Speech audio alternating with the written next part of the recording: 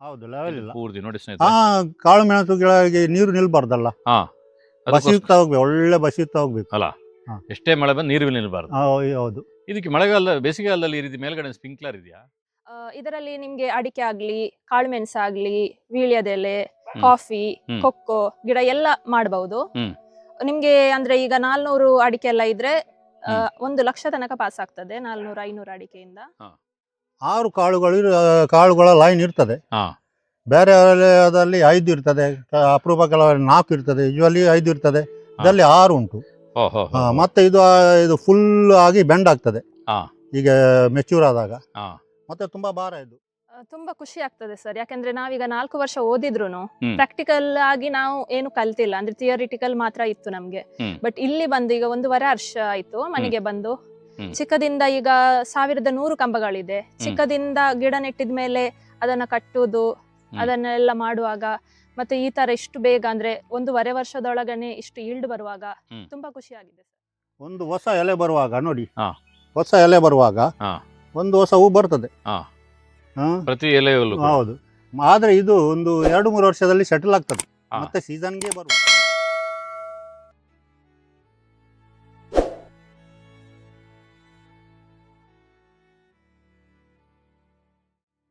ಸಂಪೂರ್ಣ ಸಹಜ ಕೃಷಿ ಯೂಟ್ಯೂಬ್ ಚಾನಲ್ನ ಎಲ್ಲ ವೀಕ್ಷಕರಿಗೂ ನಮಸ್ಕಾರ. ನಾನು ಶಿವಪ್ರಸಾದ್ ಮಲೆಬೆಟ್ಟು. ಒಂದು ಅತ್ಯುತ್ತಮವಾಗಿರುವಂಥ ಒಂದು ವಿಶೇಷ ತಳಿಯ ಕಾಳು ಮೆಣಸಿನ ತೋಟದಲ್ಲಿದ್ದೇನೆ. ಸಾಧಾರಣ ಕರಾವಳಿಯ ಹೆಚ್ಚಿನ ಭಾಗಗಳಲ್ಲಿ ನಾನು ಓಡಾಡೋದ್ರಿಂದಾಗಿ ಅತ್ಯಂತ ರೇರಾಗಿ ಇಷ್ಟು ವ್ಯವಸ್ಥಿತವಾಗಿರುವಂಥ ತೋಟ ಕಾಣಲಿಕ್ಕೆ ಸಿಗುವಂಥದ್ದು. ಪೂರ್ತಿ ಇಟ್ಕೊಂಡಿರುವಂಥ ಕಾಳು ಮೆಣಸು ಗಿಡದಲ್ಲಿ, ಅದರ ಜೊತೆಗೆ ಸಿಮೆಂಟ್ ಕಂಬಗಳಲ್ಲಿ ನೆಟ್ಟಿರುವಂಥ ಕಾಳುಮೆಣಸು, ಸಣ್ಣ ಗಾತ್ರದ ಕಂಬಗಳಲ್ಲಿ, ದೊಡ್ಡ ಗಾತ್ರದ ಕಂಬಗಳಲ್ಲಿ, ಸುಮಾರು ಒಂದು 1000ಕ್ಕಿಂತ ಹೆಚ್ಚು ಮಿಕ್ಕಿದ ಕಂಬಗಳಲ್ಲೂ ಕೂಡ ಕಾಳುಮೆಣಸನ್ನು ನೆಟ್ಟಿರುವಂಥ ತೋಟ. ಸ್ನೇಹಿತರೆ, ನಾವಿರುವಂಥದ್ದು ಬಂಟ್ವಾಳ ತಾಲೂಕಿನ ಅಮಟಾಡಿ ಗ್ರಾಮದ ಕುಪ್ರಾಡಿ ಮನೆಯ ಲಿಯೋ ಡೇಸಾ ಅವರ ತೋಟದಲ್ಲಿ. ಕುಂಬಕಲ್ ತಳಿಯ ಕಾಳುಮೆಣಸನ್ನು ಬೆಳೆದು ಯಶಸ್ವಿಯಾಗಿರುವಂಥ ತೋಟ. ಎಷ್ಟು ವ್ಯವಸ್ಥಿತವಾಗಿ ಗಿಡಗಳನ್ನು ಹಾಕಿದ್ದಾರೆ, ಅದರ ಜೊತೆಗೆ ಕಳೆಯ ನಿಯಂತ್ರಣಕ್ಕೆ ಹಾಕಿರುವಂಥ ವೀಡ್ ಮ್ಯಾಟ್ಗಳು, ಮತ್ತು ತುಂಬ ಆಶ್ಚರ್ಯಕರ ಆಗಿರುವಂಥ ಸಂಗತಿ ಏನು ಅಂತ ಹೇಳಿದ್ರೆ ನೋಡಿ, ಬೆಳೆದಿರುವಂಥ ಕಾಳುಮೆಣಸಿಂದ ಹಿಡಿದು ಹೂವಿನವರೆಗೆ ಒಂದೇ ಗಿಡದಲ್ಲಿ ಆಗುವಂಥದ್ದು. ಈ ರೀತಿಯ ಹಲವು ವಿಶೇಷತೆಗಳು ಯಾವಾಗಲೂ ಕೂಡ ಮಾರ್ಚ್ ಟೈಮಲ್ಲಿ, ಏಪ್ರಿಲ್ ಟೈಮಲ್ಲಿ ಕಾಣಲಿಕ್ಕೆ ಸಿಗುವ ರೀತಿಯ ಕಾಳುಮೆಣಸಿನ ದಪ್ಪವಾಗಿರುವಂಥ ಕಾಳುಗಳು, ಇದೆಲ್ಲವೂ ಈ ತೋಟದ ವಿಶೇಷತೆ ಇರುವಂಥದ್ದು. ಇವರು ಸುಮಾರು ವರ್ಷಗಳ ಕಾಲ, ಅಂದರೆ 15 ವರ್ಷಗಳ ಕಾಲ ಭಾರತದ ಸೈನ್ಯದ ಪಾರ್ಟ್ ಆಗಿರುವಂಥ ನೇವಿಯಲ್ಲಿ ಕೆಲಸ ಮಾಡಿ, ಸಬ್ಮೆರಿನ್ಗಳಲ್ಲಿ ಕೆಲಸ ಮಾಡಿ, ಪ್ರಸ್ತುತ ಒಬ್ಬರು ಫುಲ್ ಟೈಮ್ ಕೃಷಿಕರಾಗಿ ಮನೆಯಲ್ಲಿ ಅತ್ಯಂತ ಆಕರ್ಷಣೀಯ ಆಗಿರುವಂಥ ಒಂದು ತೋಟವನ್ನು ರೆಡಿ ಮಾಡಿದ್ದಾರೆ. ಈ ತೋಟದಲ್ಲಿ ನಾನು ವಿಡಿಯೋದಲ್ಲಿ ವಿವರಿಸುವುದಕ್ಕಿಂತ ಇದನ್ನು ನೋಡುವಂಥದ್ದೇ ಅತ್ಯಂತ ಸುಂದರ ನನಗೆ ಅನ್ನಿಸ್ತದೆ. ಬನ್ನಿ, ಈ ರೀತಿಯ ವ್ಯವಸ್ಥಿತವಾಗಿರುವಂಥ ತೋಟ ಮಾಡಬೇಕು ಅಂತ ಹೇಳಿದ್ರೆ ಇದಕ್ಕೊಂದು ಪರಿಶ್ರಮ ಬೇಕು, ಇದಕ್ಕೊಂದು ಜ್ಞಾನ ಬೇಕು, ಮತ್ತು ಇದಕ್ಕೊಂದು ಸ್ಪಷ್ಟವಾಗಿರುವಂಥ ಮಾಹಿತಿ ಬೇಕಾಗತ್ತೆ. ಸುಮ್ಮನೆ ಹಾಕಿದ ತಕ್ಷಣ ಈ ರೀತಿಯ ತೋಟ ಯಾವತ್ತೂ ಕ್ರಿಯೇಟ್ ಆಗೋದಿಲ್ಲ. ಆ ಕಾರಣಕ್ಕೋಸ್ಕರ ಇವರ ಜೊತೆ ಮಾತುಕತೆಯನ್ನು ಪ್ರಾರಂಭ ಮಾಡ್ತಾ ನಿಮ್ಮೆಲ್ಲ ಪ್ರಶ್ನೆಗಳಿಗೆ ಉತ್ತರಿಸುವಂಥ ಪ್ರಯತ್ನವನ್ನು ಮಾಡ್ತೇನೆ. ಸ್ನೇಹಿತರೆ, ನಮ್ಮ ಜೊತೆ ಹಿರಿಯ ಕೃಷಿಕರಾಗಿರುವಂಥ ಲಿಯೋ ಡೇಸ್ ಅವರಿದ್ದಾರೆ. ಸರ್ ನಮಸ್ತೆ. ನಮಸ್ತೆ. ಹೇಗಿದ್ದೀರಿ? ನಾನು ಚೆನ್ನಾಗಿದ್ದೇನೆ. ಇಲ್ಲಿ ಬಂದು ಈ ತೋಟವನ್ನು ನೋಡುವಾಗ ಸಾಧಾರಣ ಯಾವುದೇ ರೀತಿಯ ಪ್ರಶ್ನೆಗಳು ಅಂತೇಳಿ ಆಗೋದಿಲ್ಲ, ಇದನ್ನು ಸುಮ್ಮನೆ ನೋಡ್ಕೊಂಡು ಬರುವ ಅಂತ ಅನ್ನಿಸ್ತದೆ. ಆ ರೀತಿ ಒಂದು ತೋಟವನ್ನು ಮಾಡಿದಿರಿ. ನಿಮ್ಮ ಒಟ್ಟಾರೆಯಾಗಿ ನಿಮ್ಮ ಜೀವನದ ಹಿನ್ನೆಲೆ ಏನು, ಏನೇನು ಕೆಲಸಗಳನ್ನು ಮಾಡಿದ್ರಿ? ಒಂದು 15 ವರ್ಷ ಇಂಡಿಯನ್ ನೇವಿಯಲ್ಲಿ ಸಬ್ಮೆರಿನರ್ ಆಗಿದ್ದೆ. ಹಾಂ. ಮತ್ತು 2003ರಲ್ಲಿ ರಿಟೈರ್ ಆಗಿ ಒಂದು 15 ವರ್ಷ ಮರ್ಚೆಂಟ್ ಶಿಪ್ಪಲ್ಲಿ ಕೆಲಸ ಮಾಡಿದ್ದೆ, ಅಲ್ಲಿ ಇಟಿಯು ಆಗಿದ್ದೆ. ಹಾಂ. ಮತ್ತೆ ಬಿಟ್ಟು ಈಗ ಇದು ಕೃಷಿ ಮಾಡ್ತಾ ಇದ್ದೇನೆ. ಆರ್ಮಿ ಅಂತ ಹೇಳಿದ್ರೆ ಎಲ್ರಿಗೂ ಗೊತ್ತಿರ್ತದೆ ಸರ್. ಜಸ್ಟ್ ಒಂದು ವಿವರಿಸೋದು ಅಂತ ಹೇಳಿದ್ರೆ, ಸಬ್ಮೆರಿನ್ ಅಂತ ಹೇಳಿದ್ರೆ ಹೇಗಿರ್ತದೆ ಅದರ ಕೆಲಸ? ಅದು ನೀರಿನ ಒಳಗೆ ಇರ್ತದೆ. ಹಾಂ. ಎಲ್ಲ ಲೈಫ್ ಎಲ್ಲ ನೀರಿನ ಒಳಗೇನೆ ಇರ್ತದೆ. ಹಾಂ. ಒಂದ್ಸಲ ನೀರಿನ ಒಳಗೆ ಹೋದ್ರೆ ಎಷ್ಟು ತಿಂಗಳು ಇರ್ತೀರಿ ಅದರಲ್ಲಿ? ಅದು ಕಂಟಿನ್ಯೂಸ್ ಒಂದು ತಿಂಗಳು, 1.5 ತಿಂಗಳು ಹಾಗೆಲ್ಲ ಇರ್ತದೆ. ಎಷ್ಟು ಜನ ಇರ್ತೀರಿ ಅದರೊಳಗಡೆಗೆ? ಒಂದು 50ಕ್ಕಿಂತ ಮೇಲೆ. 50ಕ್ಕಿಂತ ಮೇಲೆ ಪ್ರತಿದಿನ? ಅಂದರೆ ಈಗ ಅದು ಯುದ್ಧ ಟೈಮಲ್ಲಿ ಮಾತ್ರ ಕೆಲಸ ಇರೋದು, ಅದಕ್ಕಿಂತ ಡೈಲಿ ಕೆಲಸ? ಎಲ್ಲ ಟೈಮಲ್ಲಿ ಇರ್ತದೆ. ಎಲ್ಲ ಟೈಮಲ್ಲಿ ಆಕ್ಟಿವ್ ಆಗಿರಬೇಕು. ಹೌದು. ಆ ರೀತಿ ಕೆಲಸವನ್ನು ಮಾಡಿದ ಮೇಲೆ ಮತ್ತೆ ನೀವು ಪುನಃ ಒಬ್ಬರು ಕೃಷಿ ಸೈನಿಕರಾಗಿದ್ದೀರಿ ಅಲ್ವಾ? ಫಸ್ಟ್ ದೇಶದ ಸೈನಿಕರು, ಆಮೇಲೆ ಕೃಷಿ ಸೈನಿಕರು. ಹೌದು ಅಲ್ಲ? ಈಗ ಈ ಗಿಡವನ್ನು ಹೇಗೆ ನೀವು ಸೆಲೆಕ್ಟ್ ಮಾಡಿದ್ದು? ಮತ್ತು ಎಲ್ಲರೂ ಹೇಗೆ ಅಂದರೆ ಬಂದ ತಕ್ಷಣ ಇದು ನೋಡುವಾಗ ಒಂದು ದೊಡ್ಡ ರಿಸ್ಕ್ ಇದ್ದು ಕೆಲಸ ಅಂತೇಳಿ, ಅಂದರೆ ಇಷ್ಟೆಲ್ಲ ಕಂಬಗಳನ್ನು ಹಾಕಿ ಮಾಡಿರುವಂಥದ್ದು. ಹೇಗೆ ನಿಮ್ಗೆ ಈ ರೀತಿ ಐಡಿಯಾಗಳು ಬಂತು? ಮೊದಲು ನಾನು ತುಂಬ ವರ್ಷದಿಂದ ಆಸೆ ಇತ್ತು ಎಂದು ತೋಟ ಮಾಡಬೇಕಂತ. ಆದರೆ ಮತ್ತು ಇದೊಂದು ಕುಂಬುಕಲ್ ತಳಿ ಅಂತ ಸಿಕ್ತು. ಇದಕ್ಕೆ ರೋಗ ಕಡಿಮೆ ಅಂತೆ. ಹಾಂ ಹ್ಮ್. ಹಾಂ ಹಾಂ ಹಾಂ ಇದಕ್ಕೆ ರೋಗ ತುಂಬಾ ಕಡಿಮೆ ಅಂತೆ. ರೋಗ ಕಡಿಮೆ ಅಂತೇಳಿ ಅಲ್ಲ? ಹಾ, ರೋಗ ಕಡಿಮೆ ಅಂತ ತಂದೆ. ಎಲ್ಲಿಂದ ಒಂದು ತಂದದ್ದು? 100 ಗಿಡ ಬುಕ್ ಮಾಡಬೇಕಾಗ್ತದೆ ಆನ್ಲೈನ್. ಹಾಂ 1 ವರ್ಷ ಕಾಯಬೇಕಾಗ್ತದೆ. ಹಾಂ ಮತ್ತೆ ಕಾಸರಗೋಡಿಗೆ ಹೋಗಿ ತಂದೆ. ಮತ್ತೆ ಏನೋ ಮನಸ್ಸು ಬಂತು, ಇದು 100 ಗಿಡದಿಂದ ನಾನು ನನಗೆಲ್ಲ ವೀಳ್ಯದೆಲೆ ಎಲ್ಲ ಸಾಕಿ ನಮಗೆ ಒಳ್ಳೆ ಗೊತ್ತುಂಟು. ಹಾಂ ಒಂದು 7 ತಿಂಗಳಲ್ಲಿ ನಾನು ಇದರಿಂದ 1000 ಟಾಪ್ ಶೂಟ್ ಮಾಡಿದ್ದೆ 100ರಿಂದ. ಅದನ್ನು ಹೀಗೆ ಕಂಬಗಳಿಗೆ ಹಾಕಿ ಈ ಒಂದು ಫೀಲ್ಡ್ ಮಾಡಿ ಇದಕ್ಕೆ 2 ವರ್ಷ ಆಯಿತು. 2 ವರ್ಷ 1 ತಿಂಗಳಾಯಿತು. ಅಲ್ಲ, ಒಟ್ಟು ಎಷ್ಟು ಈಗ ಕಂಬಗಳಲ್ಲಿ ಕಾಳು ಮೆಣಸಿದೆ? 1100 ಇರ್ಬೋದು, 1100. ಚಿಕ್ಕ ಮತ್ತು ದೊಡ್ಡದಂತ. ಹಾ. ಈ ಕಂಬ ಮಾಡುವಾಗ 1000 ಕಂಬ ಮಾಡಿದ್ದೆ. ಇದು 1000 ಕಂಬದ್ದು ಪ್ರಾಜೆಕ್ಟ್. ಹಾಂ, ಅಂದರೆ ಕಂಬ ನೀವೇ ಮಾಡಿದ್ದ? ಹೌದು, ನಾನೇ. ಇಲ್ಲೇ ಮಾಡಿಸಿದ್ದು? ಹೌದು. ಇದೀಗ ಈ ಕಂಬ ಎಷ್ಟು ಹೈಟಲ್ಲಿದೆ? ಇದು 18 ಅಡಿ ಎತ್ತರ ಉದ್ದ ಉಂಟು. ಎತ್ತರ 18 ಅಡಿ. 18 ಅಡಿ. 18 ಅಡಿಯ ಕಂಬಗಳು. ಅದಕ್ಕೆ ಹಸಿರು ಇದು ಹಾಕಿರೋದು? ಹೌದು, ಹಸಿರು ಹಾಕಿದ್ರೆ ಅದು ನ್ಯಾಚುರಲಿ ಆಗಿ ಹಾ ಗ್ರೋತ್ ಆಗ್ತಾ ಹೋಗ್ತದೆ. ಲೇಬರ್ ಕೂಡ ಉಳಿತದೆ. ನ್ಯಾಚುರಲ್ ಆಗಿ ತನ್ನಷ್ಟಕ್ಕೆ ಗ್ರೋತ್ ಆಗಿ ಹೋಗ್ತದೆ. ಒಳ್ಳೇದು ಬಗ್ಗಿದ್ರೆ ಅದ ಶಕ್ತಿ ಹೋಗ್ತದೆ. ಕಾಳು ಮೆಣಸು ಬಳ್ಳಿ. ಗೊತ್ತಾಯ್ತು ಗೊತ್ತಾಯ್ತು. ಸಾಧಾರಣ ಬೇರೆ ಬೇರೆ ವೆರೈಟಿ ಇದ್ದು ಬೇರೆ ಬೇರೆ ಗುಣಗಳಿರ್ತದೆ. ನೀವು ಕುಂಬಕಲ್ಲನ್ನು ನಂಬಿ ತಂದು ಇಲ್ಲಿ ಕೃಷಿ ಮಾಡಿದಿರಿ. ಹೌದು. ನೋಡುವಾಗ ತುಂಬಾ ಚೆನ್ನಾಗಿ ಇಳುವರಿ ಇದೆ. ಏನೇನು ವಿಶೇಷತೆಗಳಿದೆ ಇದರಲ್ಲಿ? ಇದರಲ್ಲಿ ಒಂದು ರೋಗ ಕಡಿಮೆ, ಅದು ಗೊತ್ತಾಗ್ತದೆ. ನಾನು ಬೇರೆ ಕೂಡ ಉಂಟು, ತೆಕ್ಕನ್ ಉಂಟು, ಪನ್ನೀರ್ 2 ಉಂಟು, ಪನ್ನೀರ್ 10 ಉಂಟು, ಪೆಪ್ಪರ್ ವಿಜಯ್ ಉಂಟು, ಪನ್ನೀರ್ 1 ಉಂಟು. ಅದಕ್ಕೆ ಇದನ್ನು ಕಂಪೇರ್ ಮಾಡುವಾಗ ಗೊತ್ತಾಗ್ತದೆ. ಸೈಡ್ ಬೈ ಸೈಡ್ ಇದ್ದದ್ದೇ ತೆಕ್ಕನ್ ಸತ್ತು ಹೋಗಿದೆ, ಕುಂಬುಕಾಳು ಉಳಿದಿದೆ ಒಂದೇ ಬುಡದಲ್ಲಿ. ಅಂತದ್ದು ಕೂಡ ಉಂಟು. ಸಾಧಾರಣ ಒಳ್ಳೆ ತಳಿ ಅಂತ ಕಾಣುತ್ತೆ. ಮತ್ತು ಇದರಲ್ಲಿ ನೋಡುವಾಗ ಆಲ್ ಸೀಸನ್ ಟೈಪ್ ಅಲ್ಲಿ, ಯಾಕಂದ್ರೆ ಈ ಟೈಮಲ್ಲಿ ಅನ್ ಸೀಸನ್ ಆದ್ರೂ ಇಲ್ಲಿ ಫುಲ್ ಬೆಳೆದದ್ದು ಇದೆ, ಹೂವು ಇದೆ, ಸಣ್ಣದು ದೊಡ್ಡದು ಎಲ್ಲ ವೆರೈಟಿ ಇದೆ ಅಲ್ಲ. ಇದರದೊಂದು ಒಂದು ಹೊಸ ಎಲೆ ಬರುವಾಗ ನೋಡಿ, ಹೊಸ ಎಲೆ ಬರುವಾಗ ಒಂದು ಹೊಸ ಹೂ ಬರ್ತದೆ ಪ್ರತಿ ಎಲೆಯಲ್ಲೂ. ಹೌದು. ಆದ್ರೆ ಇದು ಒಂದು 2-3 ವರ್ಷದಲ್ಲಿ ಸೆಟಲ್ ಆಗ್ತದೆ. ಮತ್ತೆ ಸೀಸನ್ಗೆ ಬರುವುದು. ಸೀಸನ್ಗೆ ಬರ್ತದೆ. ಹೌದು. ಫಸ್ಟ್ ಒಂದು 3 ವರ್ಷದಲ್ಲಿ ಫುಲ್ ಅಂದ್ರೆ ಬೆಳೆಯುತ್ತಾ ಹೋಗ್ತದೆ. ಹೊಸ ಚಿಗುರಿಗೆ ಒಂದು ಹೊಸ ಹೂ ಬರ್ತದೆ ಅಲ್ಲ. ಒಮ್ಮೆ ಇದು ಆದ್ಮೇಲೆ ಸೆಟಲ್ ಆಗ್ತದೆ ಅದು. ನಿಮ್ಗೆ ಈ ಕಂಬದಲ್ಲಿ ಎವರೇಜ್ ಆಗಿ ಒಂದು ಕಂಬದಲ್ಲಿ ಈ ಬಾರಿ ಎಷ್ಟು ಸಿಕ್ತು? ಹೋದ ವರ್ಷ ಒಂದು 1.6 kg. ಅಂದ್ರೆ 1600 kg. ಹೌದು. 1000 ಗಿಡದಲ್ಲಿ 16 ಕ್ವಿಂಟಲ್. ಹೌದು ಅಲ್ವಾ? ಹೌದು. ಈ ಬಾರಿ ಹೆಚ್ಚಿರಬಹುದಾ? ಈ ಬಾರಿ ಡಬಲ್ ಇರಬಹುದು. ಡಬಲ್ಗಿಂತ ಜಾಸ್ತಿನೇ ಇರಬೇಕು. ಇದು ಲೆವೆಲ್ ಕೂಡ ಇಲ್ಲ ಅಲ್ಲ? ಹೌದು, ಲೆವೆಲ್ ಇಲ್ಲ. ಪೂರ್ತಿ ನೋಡಿ ಸ್ನೇಹಿತರೆ, ಕಾಳು ಮೆಣಸು ಗಿಡಕ್ಕೆ ನೀರು ನಿಲ್ಬಾರ್ದಲ್ಲ. ಬಸಿಯುತ್ತಾ ಹೋಗ್ಬೇಕು, ಒಳ್ಳೆ ಬಸಿಯುತ್ತಾ ಹೋಗ್ಬೇಕು ಅಲ್ಲ. ಎಷ್ಟೇ ಮಳೆ ಬಂದು ನೀರು ನಿಲ್ಬಾರ್ದು. ಹೌದು. ಇದಕ್ಕೆ ಮಳೆಗಾಲ ಬೇಸಿಗೆಗಾಲದಲ್ಲಿ ಈ ರೀತಿ ಮೇಲ್ಗಡೆ ಸ್ಪ್ರಿಂಕ್ಲರ್ ಇದೆಯಾ? ಅದು ಫಾಗರ್ ಅಷ್ಟೊಂದು ಪ್ರಯೋಜನ ಇಲ್ಲ, ಸಾಧಾರಣ ಪ್ರಯೋಜನ ಉಂಟು. ಫಾಗರ್ ಹೀಗೆ ಶಾಖವನ್ನು ಕಂಟ್ರೋಲ್ ಮಾಡ್ಲಿಕ್ಕೆ ಕೆಲಸ ಮಾಡ್ತದೆ. ಅದರೊಟ್ಟಿಗೆ ಮೀಲಿ ಬಾಗ್ ಬರ್ತದೆ ತುಂಬಾ. ಇದು ಕುಂಬುಕಲ್ ತಳಿ. ಇದರಲ್ಲಿ 6 ಕಾಳುಗಳ ಲೈನ್ ಇರ್ತದೆ. ಬೇರೆ ಅದರಲ್ಲಿ 5 ಇರ್ತದೆ, ಅಪರೂಪ ಕೆಲವರಲ್ಲಿ 4 ಇರ್ತದೆ, ಯೂಶುವಲಿ 5 ಇರ್ತದೆ. ಇದರಲ್ಲಿ 6 ಉಂಟು. ಮತ್ತೆ ಇದು ಫುಲ್ ಆಗಿ ಬೆಂಡ್ ಆಗ್ತದೆ ಈಗ ಮೆಚ್ಯೂರ್ ಆದಾಗ. ಮತ್ತೆ ತುಂಬಾ ಭಾರ ಇದು. ಇದಕ್ಕೆ ಲೀಟರ್ ವೆಯ್ಟ್ ಇದನ್ನ 620 ಕೂಡ ಬಂದಿದೆ. ತುಂಬಾ ವೆಯ್ಟ್ ಇರ್ತದೆ. ಮತ್ತೆ ಈ ಕರಿಮುಂಡ ಟೈಪ್ ವೆರೈಟಿ ಆದ್ದರಿಂದ ಮದ್ದಿಗೆಲ್ಲ ತುಂಬಾ ಒಳ್ಳೇದಂತೆ ಇದು. ಆಯುರ್ವೇದಿಕ್ ಮದ್ದುಗಳಿಗೆ. ಹೌದು, ಅದಕ್ಕೆ ಹೆಚ್ಚು ಉಪಯೋಗ ಆಗ್ಬೋದು. ಹೌದು. ಅದರಲ್ಲಿ ಜಾಸ್ತಿ ಪೆಪ್ಪರೈನ್ ಅಂತ ಒಂದು ಇರ್ತದೆ. ಪೆಪ್ಪರೈನ್ ಜಾಸ್ತಿ ಉಂಟು ಇದರಲ್ಲಿ, ಪೆಪ್ಪರೈನ್ ಕಂಟೆಂಟ್. ಹೌದು. ಈಗ ಈ ಕಂಬಗಳಿದೆಲ್ಲ, ಇದ್ರ ಅಂತರ ಒಂದಕ್ಕಿಂತ ಹೇಗಿದೆ? 7 ತ್ರಿಕೋನದಲ್ಲಿ. 7.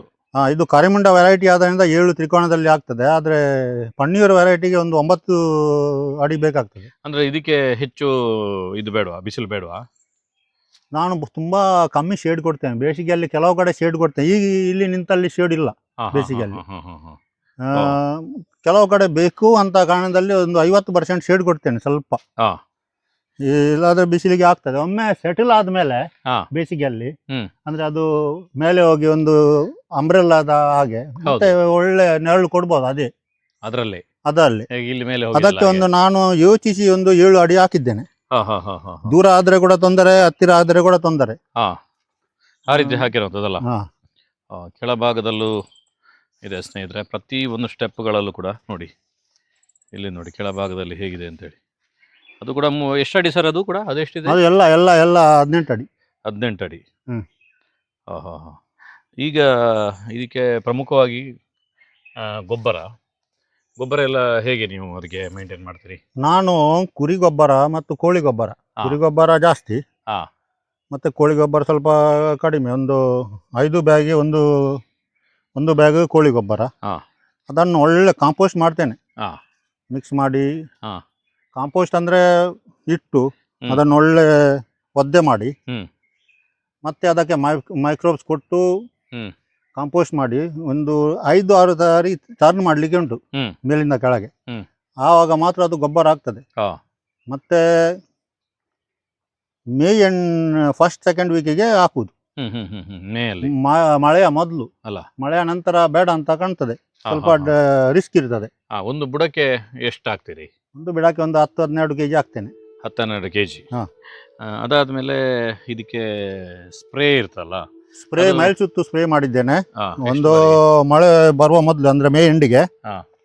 ಮತ್ತೊಂದು 15 ದಿವಸ ಮೊದಲು ಅಂದ್ರೆ ಜುಲೈ ಎಂಡಲ್ಲಿ ಮತ್ತೊಂದು ಸ್ಪ್ರೇ ಮಾಡಿದ್ದೇನೆ. 2 ಬಾರಿ ಸ್ಪ್ರೇ ಆಯ್ತು. ಆಯ್ತು. 200 ಲೀಟರ್ ಡ್ರಮ್ ಅಂತ ಹೇಳಿದ್ರೆ ಹೇಗೆ ರೇಷಿಯೋ ಅದಕ್ಕೆ? ಅದೇ ನಾರ್ಮಲ್ ಮೈಲ್ ಸುತ್ತು ಹೇಗೆ 1% ಹೇಳ್ತಾರಲ್ಲ. 1 kg 1 kg. 1 kg 1 kg 100 kgಗೆ 100 ಲೀಟರ್ಗೆ 100 ಲೀಟರ್. ಹೌದು. ಜೂನ್ ಸೆಕೆಂಡ್ ವೀಕಲ್ಲಿ COC ಡ್ರೆಂಚ್ ಮಾಡ್ತೇನೆ.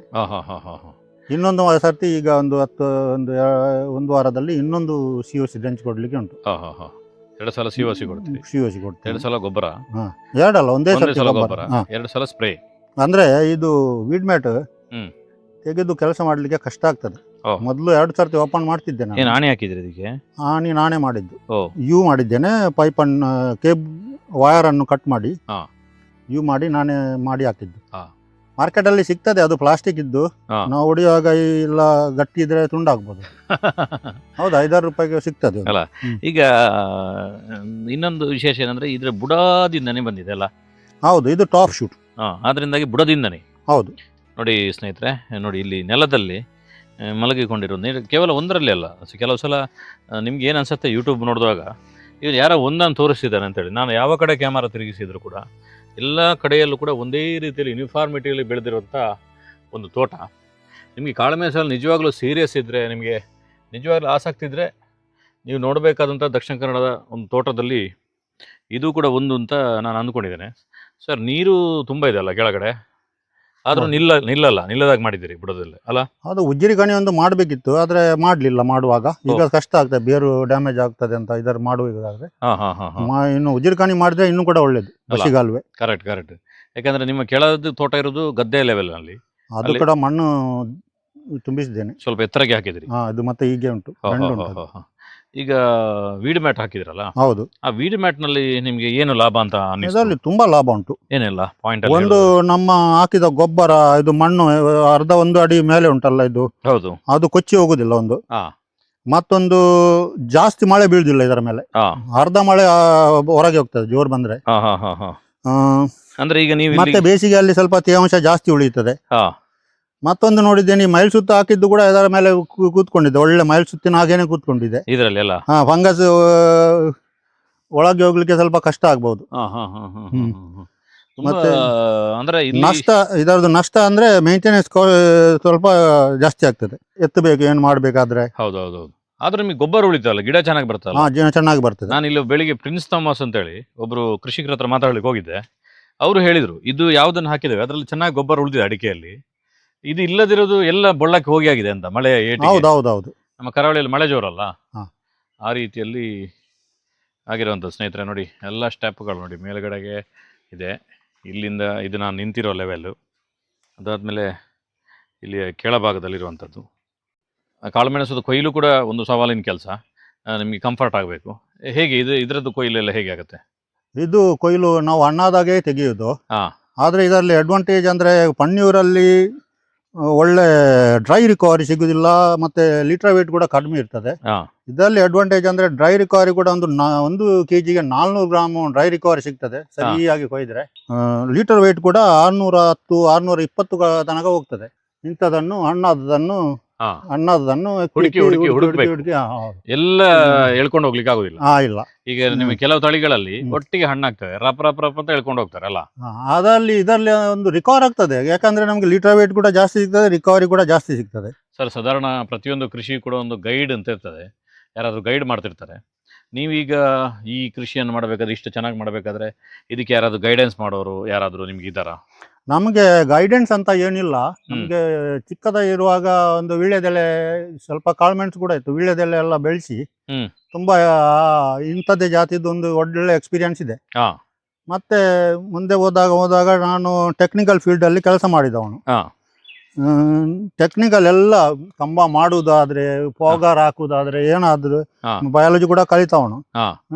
ನಾನು ಓದಿ ಇಂಟರ್ನೆಟ್ ಅಲ್ಲಿ ಹುಡುಕಿ ಎಲ್ಲ ವಿಡಿಯೋ ನೋಡಿ ಕಲಿಯುದು. ನನಗೆ ಯಾರು ಗೈಡ್ ಮಾಡುದಿಲ್ಲ ಅಲ್ಲ. ಅಂದ್ರೆ 100% ನಿಮ್ದೇ ಪ್ರಯೋಗ ಇದೆ. ಹೌದು, ನಂದೇ ಪ್ರಯೋಗ. ಮತ್ತೆ ನಿಮ್ಗೆ ಹೊರಗಡೆ ಹೋಗ್ಲಿಕ್ಕೆ ಪುರ್ಸೊತ್ತು ಇರ್ಲಿಕ್ಕಿಲ್ಲ. ಇಲ್ಲ, ನಾನು ಹೊರಗೆ ಹೋಗುದಿಲ್ಲ ಜಾಸ್ತಿ ಅಲ್ಲ. ಯಾಕಂದ್ರೆ ಹೊರಗಡೆ ಎಲ್ಲ ನೋಡ್ಕೊಂಡ್ ಬರ್ಲಿಕ್ಕೆ ನಿಮ್ಗೆ ಇಲ್ಲಿ ನಿಮ್ದೇ ಇದನ್ನು ಮೇಂಟೈನ್ ಮಾಡ್ಬೇಕಲ್ಲ. ಹೌದು. ಈಗ 1,000 ಗಿಡ ಅಂತ ಹೇಳಿದ್ರಲ್ಲ, ಒಟ್ಟು ಎಷ್ಟು ಎಕರೆಯಲ್ಲಿ ಇದು ಕೂತಿದೆ? 1/4 ಎಕರೆ ಆಗ್ಬಹುದು. ಸರಿ ಸ್ಥಳ ಸಿಕ್ಕಿದ್ರೆ 1 ಎಕರೆಯಲ್ಲಿ 1000 ಗಿಡ ಕೂರುತ್ತೆ. 1000 ಗಿಡ ಕೂರಿಸಬಹುದಲ್ಲ? ಹೌದು. ಇದು ಲೆವೆಲ್ ಇಲ್ಲ, ಆದ್ರೆ 1/4-1.5 ಎಕರೆ ಇರ್ಬೋದು. ಒಂದು ಯಶಸ್ವಿಯಾಗಿರುವಂತ ಒಂದು ತೋಟ ಇದು. ಯಾಕಂದ್ರೆ ತುಂಬಾ ಕಡೆ ಹೋದಾಗ ಸಿಮೆಂಟ್ ಕಂಬಗಳಲ್ಲಿ ಯಶಸ್ವಿಯಾಗಿರುವಂಥದ್ದು ಭಾರಿ ಕಡಿಮೆ. ಬೇಸಿಗೆಯಲ್ಲಿ ಈ ಬಿಸಿಲಿನ ಸಂದರ್ಭದಲ್ಲಿ ಸ್ವಲ್ಪ ಗಿಡಕ್ಕೆ ಬಿಸಿ ಹೆಚ್ಚು ಕೊಡ್ತದೆ ಅಂತ ಹೇಳ್ತಾರೆ ಸಿಮೆಂಟ್ ಕಂಬ. ನಿಮ್ಗೆ ಹೇಗೆ ಅನುಭವ ಆಗಿದೆ ಸರ್? ಕಂಬ ಏನು ಬಿಸಿ ಕೊಡುದಿಲ್ಲ, ಆದ್ರೆ ಬಿಸಿಲು ಜಾಸ್ತಿ ಆಗ್ತದೆ. ಅದಕ್ಕೆ ಸ್ವಲ್ಪ ಶೇಡ್ ನೆಟ್ ಹಾಕ್ಬೇಕಾಗ್ತದೆ. ಇಂಥ ಸ್ಥಳದಲ್ಲಿ ಫುಲ್ ಬಿಸಿಲಿದ್ದಾಗ ಸ್ವಲ್ಪ ಶೇಡ್ ನೆಟ್ ಹಾಕಬೇಕಾಗ್ತದೆ. ಅದೇ ನಾನು ಇಷ್ಟು ದೊಡ್ಡ ತೋಟದಲ್ಲಿ ಒಂದು 20% ಸ್ಥಳಕ್ಕೆ ಶೇಡ್ ನೆಟ್ ಹಾಕಿದ್ದೇನೆ. 20% ಸ್ಥಳಕ್ಕೆ ಮಾತ್ರ. ಇಲ್ಲಿ ಸ್ವಲ್ಪ ಒಂದು 30% ಶೇಡ್ ಸಾಕಾಗ್ತದೆ. ಕರೆಕ್ಟ್ ಮೇಲ್ಗಡೆಗೆ ಅಲ್ಲ. ಎಲ್ಲ ಕಡೆ ಹಾಕ್ಲಿಲ್ಲ ಸರ್. ಕಾಳುಮೆಣಸಿಗೆ ನೀರಾವರಿ ಅನ್ನುವಂಥದ್ದು ಅತ್ಯಂತ ಮುಖ್ಯ. 2 ನೀರಾವರಿ ಕೆಲಸಗಳು. ಒಂದು, ನೀವು ನೀರು ಹೆಚ್ಚು ನಿಲ್ಲದೇ ಇರೋ ಮಾಡುವಂಥದ್ದು. ಇನ್ನೊಂದು, ಬೇಸಿಗೆ ನೀರಿಲ್ಲದ ನೀರು ಕೊಡುವಂಥದ್ದು. ನೀವು ಹೇಗೆ ನೀರಾವರಿ ವ್ಯವಸ್ಥೆಗಳನ್ನು ಮಾಡಿದಿರಿ? ನಾನು ಡ್ರಿಪ್ ಮುಖಾಂತರ ನೀರು ಕೊಡ್ತೇನೆ. ಅದು ಮೇಲಿಂದ ಫಾಗರ್ ಸ್ವಲ್ಪ ಕೂಲ್ ಆಗಲಿ ಅಂತ, ಒಳ್ಳೆ ಗ್ರೋತ್ ಆಗಲಿ ಅಂತ ಮಾಡಿದ್ದು. ಅದು ಅಷ್ಟೊಂದು ಯೂಸ್ ಇಲ್ಲ. ಮೀಲಿಬಗ್ ಕಾಟ ಜಾಸ್ತಿ ಆಗ್ತದೆ. ಮೀಲಿಬಗ್ ಕಂಟ್ರೋಲ್ ಮಾಡ್ಲಿಕ್ಕೆ ಆಗುದಿಲ್ಲ, ಮತ್ತೆ ಇಷ್ಟು ಆಗ್ತದೆ ಅಲ್ಲ. ಅದನ್ನು ಒಂದು ಮಾಡದೆ ಮತ್ತೊಂದು ತೊಂದರೆ. ನಾನು 8 ಲೀಟರ್ 2 ಡ್ರಿಪ್ಪರ್ ಉಂಟು, 4 ಲೀಟರ್ ಇದು ಪ್ರೆಷರ್ ಕಂಪನ್ಸೇಟೆಡ್.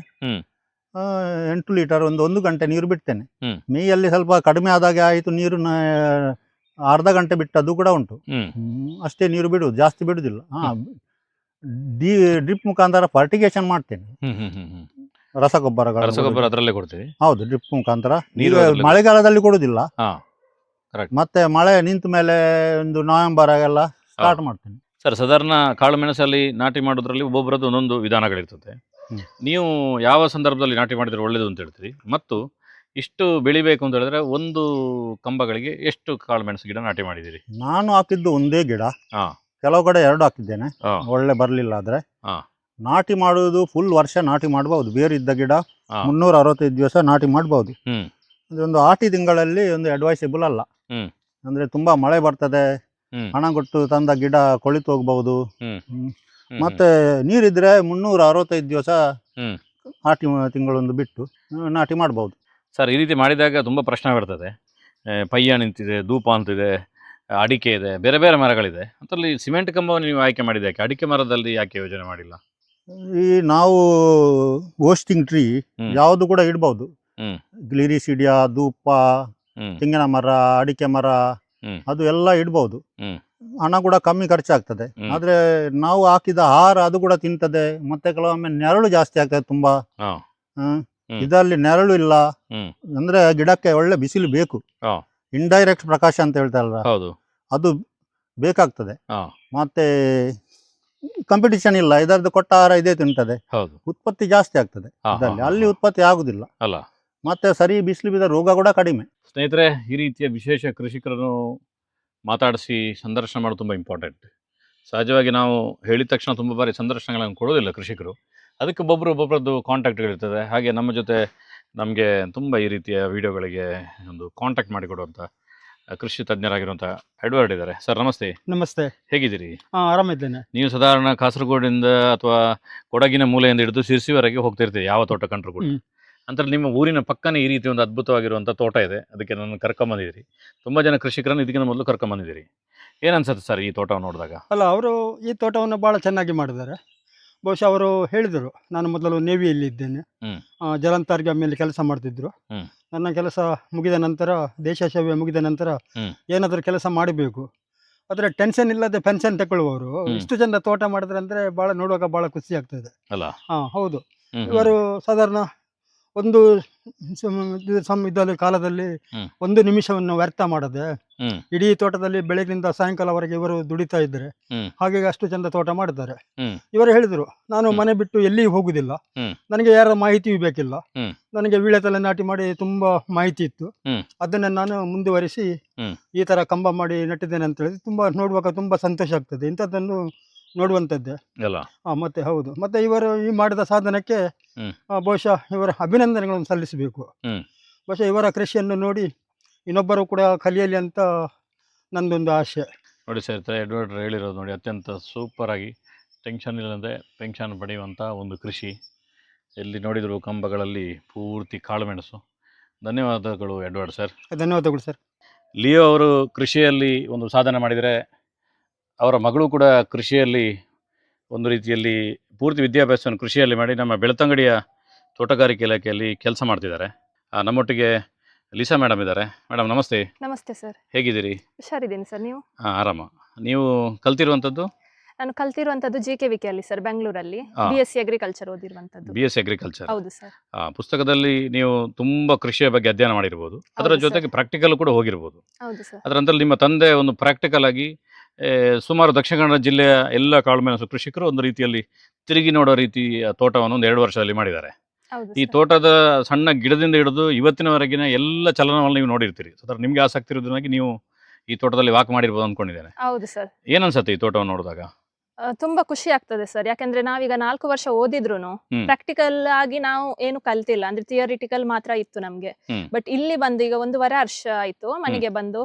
ಹ್ಮ್. ಚಿಕ್ಕದಿಂದ ಈಗ 1100 ಕಂಬಗಳಿದೆ. ಚಿಕ್ಕದಿಂದ ಗಿಡ ನೆಟ್ಟಿದ್ಮೇಲೆ ಅದನ್ನ ಕಟ್ಟುವುದು, ಅದನ್ನೆಲ್ಲ ಮಾಡುವಾಗ, ಮತ್ತೆ ಈ ತರ ಇಷ್ಟು ಬೇಗ ಅಂದ್ರೆ 1.5 ವರ್ಷದೊಳಗನೆ ಇಷ್ಟು ಈಲ್ಡ್ ಬರುವಾಗ ತುಂಬಾ ಖುಷಿ ಆಗಿದೆ ಸರ್.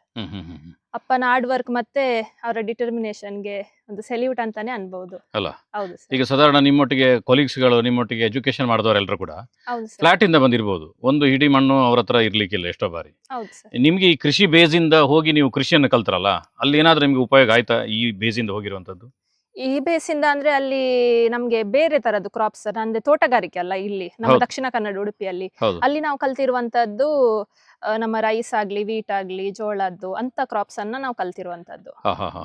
ಈಗ ಬೆಳ್ತಂಗಡಿಯಲ್ಲಿ ಕೆಲಸ ಮಾಡ್ತಿದ್ದೀರಲ್ಲ, ಹೌದು ಏನ್ ಸರ್. ಕೆಲಸ ಮಾಡ್ತಿದ್ರಿ? ನಾನು BBG ರಾಮ್ಜಿ ಸ್ಕೀಮ್ ಅಲ್ಲಿ ತಾಂತ್ರಿಕ ಸಹಾಯಕ ತೋಟಗಾರಿಕೆಯಾಗಿ ಕೆಲಸ ಮಾಡ್ತಿದ್ದೀನಿ ಸರ್. ತಾಲೂಕು ಇಡೀ ಓಡಾಡ್ತೀರಾ? ಹೌದು ಸರ್. 24 ಗ್ರಾಮ ಪಂಚಾಯತ್ ಇದೆ, ಹಾ, ವಿಸಿಟ್ ಮಾಡ್ತಾ ಇರ್ತೀನಿ ವಿಸಿಟ್ ಸರ್. ಮಾಡ್ತೀರಿ. ಹೌದು ಸರ್. ಏನಾದ್ರು ಮಳೆಗಾಲ ಸಂದರ್ಭದಲ್ಲಿ ರೈತರಿಗೆ ಆಗುವಂತ ಯೋಜನೆಗಳೇನಾದ್ರು ನಮ್ಮ ಮುಖಾಂತರ ಹೇಳಲಿಕ್ಕಿದ್ರೆ ಹೇಳ್ಬೋದು ನೀವು. ಯೋಜನೆ ನಮ್ದೇ ಸ್ಕೀಮ್ ಇದೆ, BBG ರಾಮ್ಜಿ ವಿಕಸಿತ ಭಾರತ ಗ್ರಾಮೀಣ ಯೋಜನೆ ಅಂತ, ಹೊಸ 2047 ತನಕ. ಇದರಲ್ಲಿ ನಿಮ್ಗೆ ಅಡಿಕೆ ಆಗ್ಲಿ, ಕಾಳುಮೆಣಸು ಆಗ್ಲಿ, ವೀಳ್ಯದೆಲೆ, ಕಾಫಿ, ಕೊಕ್ಕೋ ಗಿಡ ಎಲ್ಲ ಮಾಡಬಹುದು. ನಿಮ್ಗೆ ಅಂದ್ರೆ ಈಗ 400 ಅಡಿಕೆ ಎಲ್ಲ ಇದ್ರೆ 1 ಲಕ್ಷ ತನಕ ಪಾಸ್ ಆಗ್ತದೆ. 400-500 ಅಡಿಕೆಯಿಂದ. ಒಳ್ಳೆ ಸ್ಕೀಮ್. ಕೆಲಸ ಕೈಯಲ್ಲಿ ಎಲ್ಲ ಮಾಡ್ಬೇಕು.